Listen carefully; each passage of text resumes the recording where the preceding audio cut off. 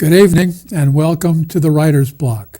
I'm your host, John Ronan, and as you know now, because we are in our 27th year on the Writer's Block, I interview writers about their craft, what they're working on now, what they've accomplished in the past, what they're planning for the future. It's a wider net than that, however. We have had on other kinds of artists. We've had on actors and musicians, sculptors, painters.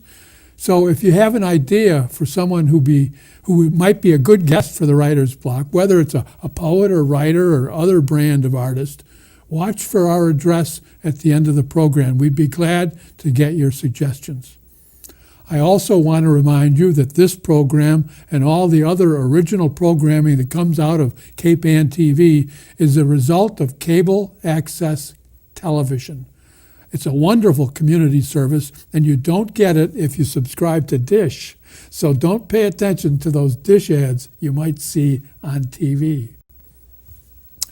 I'm very happy tonight to say we do have a writer, a very, very well-known writer, who's making a repeat appearance here at the Writer's Block. His name is John C. Finney Burke, a very, very well-known journalist up here on the North Shore in Gloucester and Manchester, but also very well known in the region because he was for a long time a writer for the Boston Globe.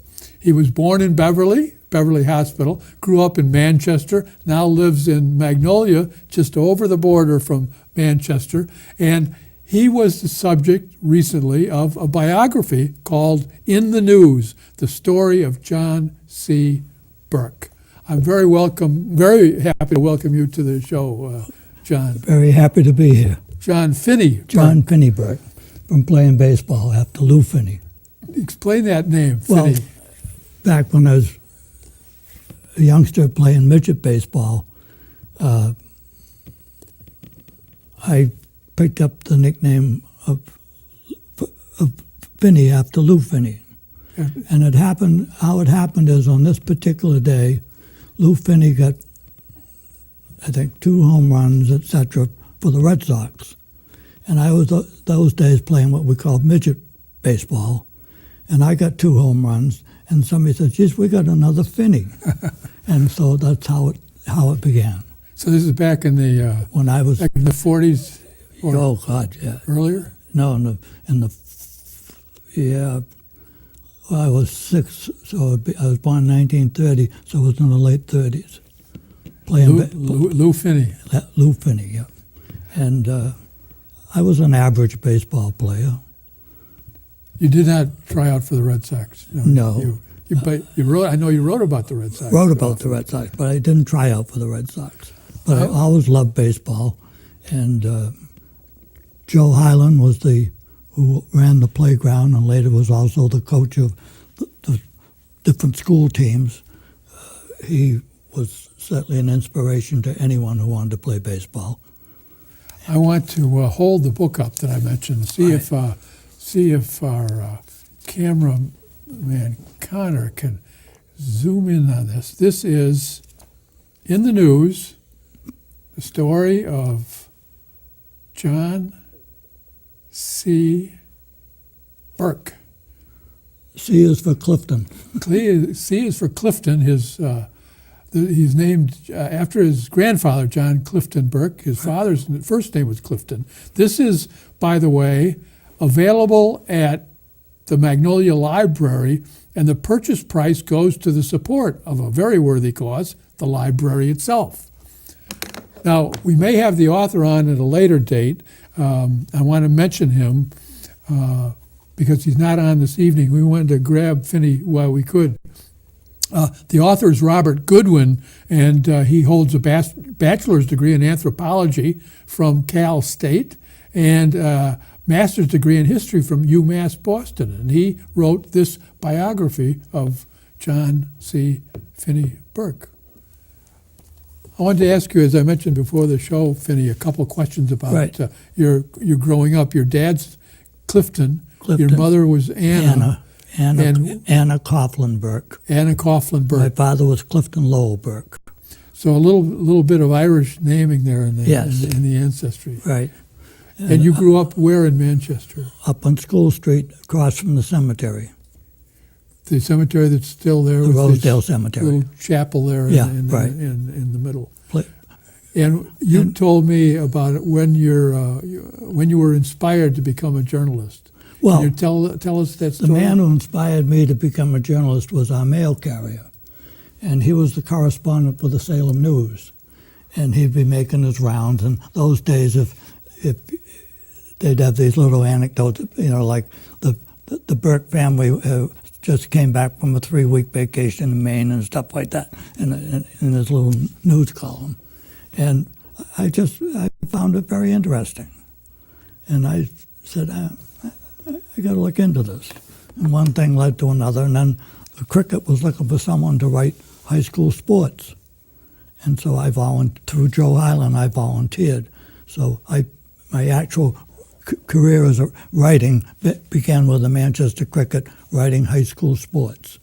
And then later on, the Beverly Times, I understood the Beverly Times was looking for a Manchester correspondent. And the woman who was stepping down said, well, this young man who writes for the cricket, he might be interested. So they invited me in for an interview, and I was hired by the Beverly Times to be the Manchester correspondent. Then I went to work for... How old were you then, John?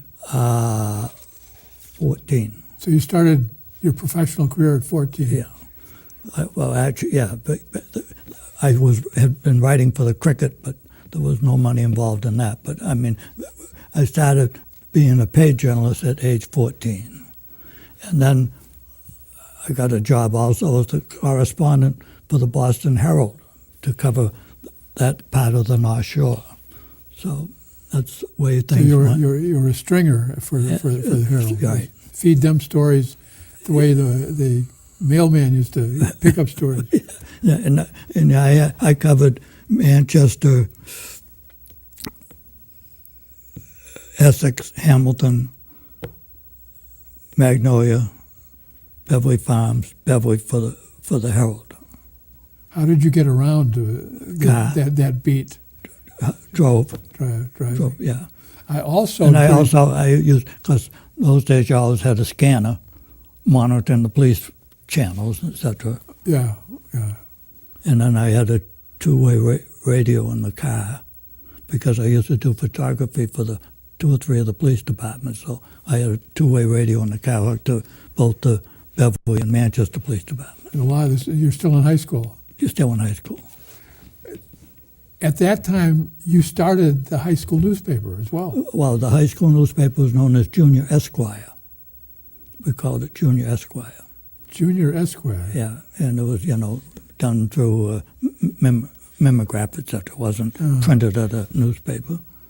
And I know probably most of our audience doesn't remember mimeographs, the old cylinders that you would some to crank, Right. and the advanced ones Right. were motor-driven, Right. but only the advanced ones. Right.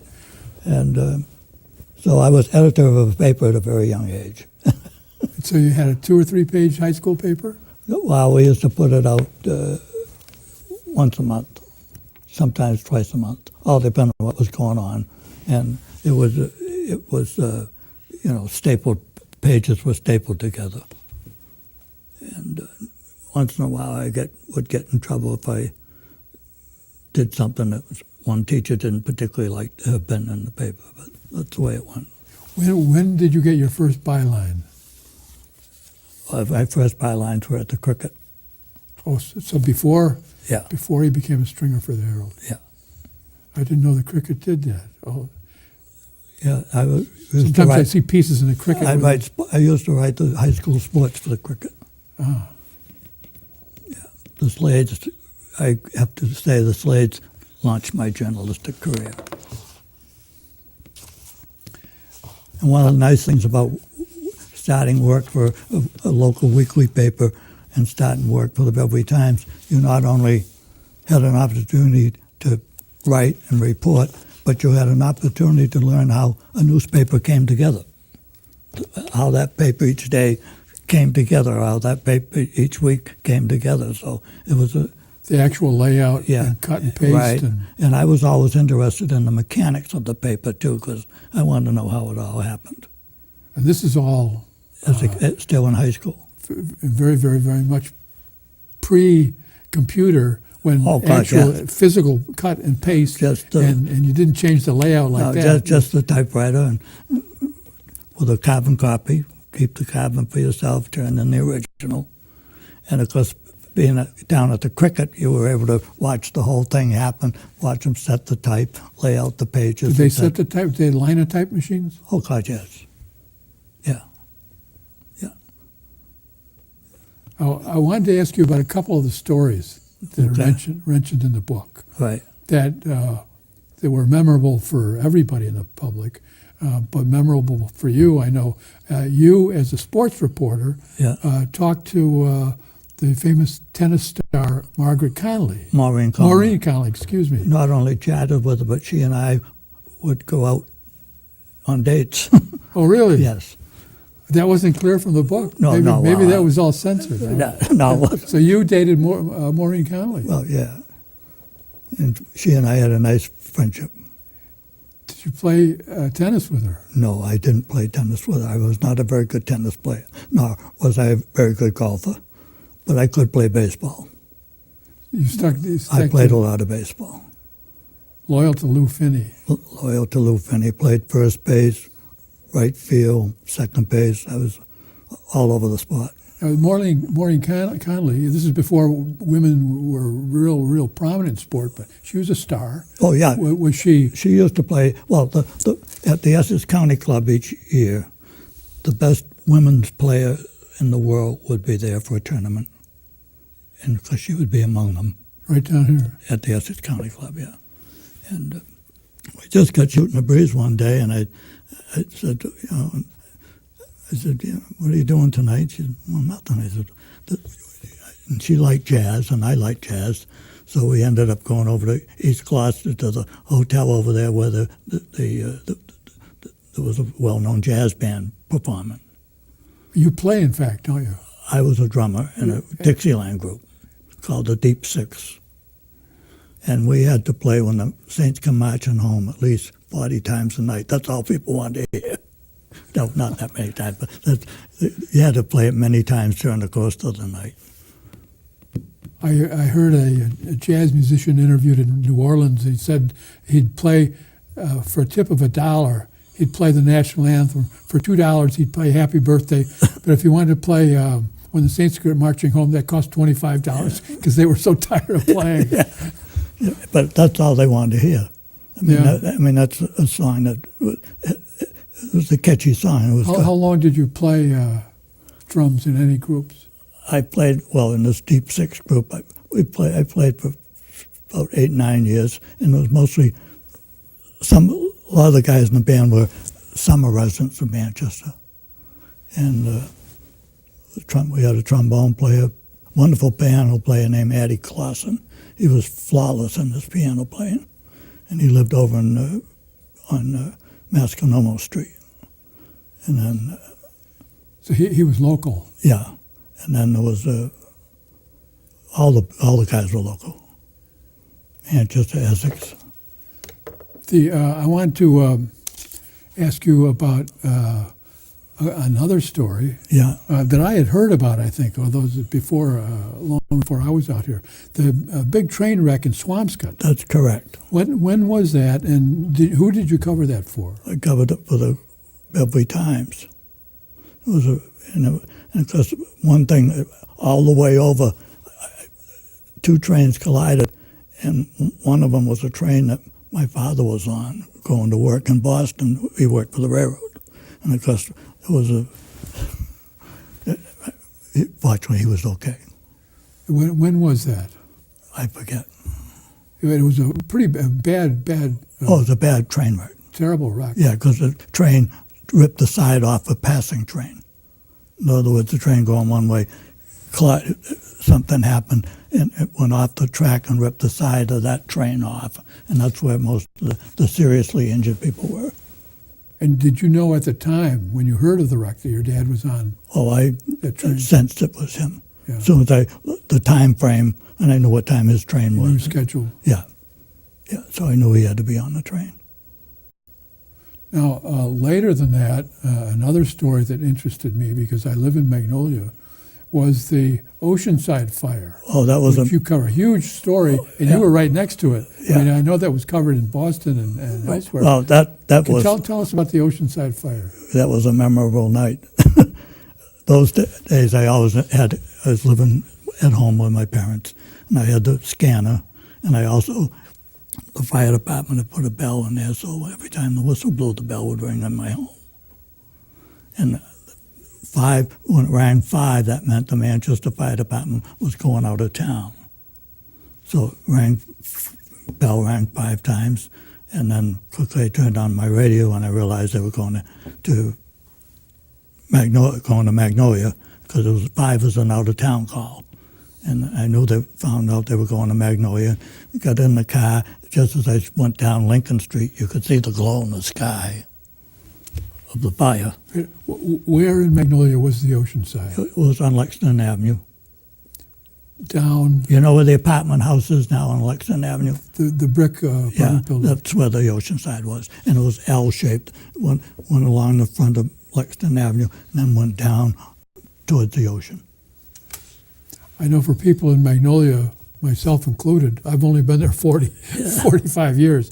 It's hard to imagine Magnolia, an exotic resort full of hotels that were there so long. People had There were 2 smaller hotels, but the Oceanside was the prime one. Mm-hmm. And and they used to have some very interesting people, Hollywood people, business people, etc., would stay there, and it was and they had some wonderful jazz groups would come to perform, and so it was a very prestigious hotel. And I think it was there long enough so that people spent their entire working lives at that one hotel. It was Yeah, but it when was it burned. It was 89 years old. Yeah, it would close in the winter. Pardon? It would close in the winter. Yeah. Wouldn't be open in the winter. And they used to have some big conventions there. The Legion would have conventions there and different groups. So it was a very busy hotel. And so often I'd be down there covering events, for the Herald. So that's at the corner of, I think, Hesperus and Lexington. Is that right? Yes. Yeah, Hesperus comes over the hill there. Yeah. Yeah. Yeah. You said you covered that for the Herald. You were stringing for the Herald. Yeah. What stories can you remember covering out of that, or what interviews can you remember covering out of the Most of the Oceanside? time would be covering conventions and stuff like that. Any famous people you can remember? Not really. I think presidents dropped in there, didn't they? I don't. Taft? Yeah, but that was before me. Yeah, I guess that would be. I don't want to make it too old. Yeah. I remember stories about Taft, Taft coming up here. Now, I know you went from, you worked for the Cricket and then the high school paper and the Beverly Times. Right. And you were stringing for the Herald. And then you went to Haverhill. No, when I went to Haverhill, Bill Loeb hired me as editor of the Haverhill Journal. And I got that job because my cousin Francis Coughlin did a lot of work for Loeb, and Loeb was looking, and he suggested to Loeb they might want to talk to me. So he was a son of your sister's brother. Right. And he got you the connection. He got the interview. So when did Because you... Loeb lived in Pride's Crossing. I'm sorry? Bill Loeb's home was in Pride's Crossing. Ah. So I had an interview with him, and he hired me. And then I stayed there. And how old were you then when you went to Haverhill? Oh, probably 26, 27. And you're an old-time journalist already, Yeah. an experienced journalist already at 26 or 7. Because I was in high school when I went to work for the Beverly Times. Yeah. And then how long were you in Haverhill? About 2 years. And then I got a chance to go to Boston because I had already was being a stringer for the Herald in the North Shore area. Yeah. So I got a chance to go to Boston, but it ended up at the Globe.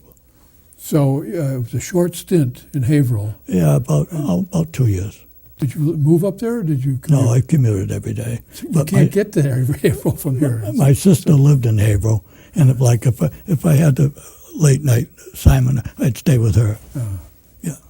It's still not easy to get to Haverhill. Well, yeah, you go over through Essex and Ipswich, and then take 133 up to Georgetown, and then over. So you were at the Globe from what year to when you retired in '96?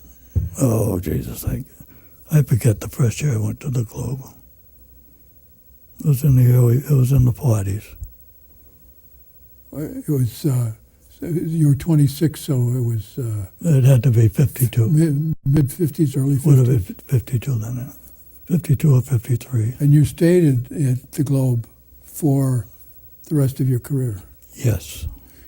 Can you tell us something about the big stories? I've got two questions about how newspapers changed during that period, and also some of the big stories you covered. Now, those are huge questions, but you can start with how they changed. The toughest story that I was ever involved in, and anybody who worked in Boston journalism was ever involved in, was the busing crisis. The busing story. Yeah, because it was so racially involved, etc. And that was a tough story. And certain elements didn't like the fact that the Globe tried to do everything they could to keep it balanced and let the world know the Negro population, they had to have their place in the community. And one Saturday night, we were working, putting out the Sunday paper. All of a sudden, boom, boom, boom, bullets came flying into the newsroom. Some people who were upset with the Globe's coverage had driven down the expressway and started firing shots into the Globe newsroom. From the car? From the car. So it's miraculous that nobody got hit. Yeah. There's still a couple of spots on the walls where the bullets landed. Are there, down in Morrissey? Yeah. And there's a couple of holes in the ones that didn't get through the windows that landed against the brick walls of the exterior of the building. Now, was that towards the end of the contract? It went on for 3 or 4 years? Yeah, a long time. Yeah. Did that sort of end it, or no? It went on. Finally, it ended. Finally, I remember one Saturday they tried to block the Globe trucks from getting out. So the busing proponents, or the anti-busing proponents, they set up a big roadblock on Morrissey Boulevard, and it was raining like hell. But to prevent the trucks from coming out onto Morrissey Boulevard. Well, the publisher of the Globe, I was in charge of the paper that night. He said, "John," he said, "you got to go down and talk to those people, see if they'll let us get the paper out, And I remember standing there in the goddamn raining like hell. The water's coming up my legs, for God's sake. But we finally got them to move aside and let the paper out. How did you talk them into that? Well, just, I told them, we appreciate your concerns. We understand why you're here, but we got to get the paper out. And that goddamn communist paper, we don't give a shit whether you get it out or not. And it was really that kind of talk. Yeah, Pixie Palladino was one of the leaders, and she was her words weren't of the purest English form, And she's got her finger on my nose, and it's raining like hell, and she's, "God damn you, goddamn communist paper," etc. And ran away. But the police were able to. State police came because the Globe is on a state road, and the Gloucester police came, and they finally opened it up, and we were able to get the papers out. That must have been a little scary. Scary not talk. Fun. It was not fun. Yeah, I'll bet. But there was plenty of cops there, so you knew he had, if it got real physical, that they would protect you. I know that was long over when I moved here in '73, but of course I was very aware of it because it was in the national news for a long, long time. And and it's something that, it probably never should have happened. Why is that? Well, you had, but the people that were against busing were very stubborn, and they were going to bring an end to busing. They didn't want their kids being picked up one side of the city and taken to the other side of the city to school and stuff like that, and they obviously didn't want them in the same classroom with black students. Yeah. And they were, and they, particularly like on a Saturday night, they'd all be drinking, and that didn't help any. That doesn't help. No. I just noticed on our clock that we're almost out of time. Oh. This has been delightful. It went very quickly, and I would love to talk about more stories. But I want to make sure I hold up the book once more. This is in the news, the story of John Clifton Burke, better known in Magnolia circles as Finney Burke, after Lou Finney, the Boston star of the Red Sox. Red Sox star of the 30s and 40s. It's available at the library in Magnolia, and the proceeds from the sale of the book go to support the library. Finney Burke, I want to thank you very much for coming down tonight. Well, it's a pleasure. I enjoyed learning more about your career, reading the book, and finding out about some of these exciting stories, and leading the really wonderful, noble life of a journalist. I think it's a wonderful description to be a journalist. And I have enjoyed every minute of it. There was never a day that I wasn't happy at work. That's quite an encomium. And thank you very much for coming down. I wouldn't say this on the air, but when the ship... We're on the air. Oh, yeah. We're still on the air. Okay. I haven't said goodnight yet. I want to thank John again, and I want to thank you in television land as well for being with us on the Writer's Block. If you've learned something about journalism from John Finney Burke and the progress of his career from Manchester down to the Globe in Boston, then the Writer's Block has done its job. Thanks for being with us, and I hope to see you again next week on the Writer's Block.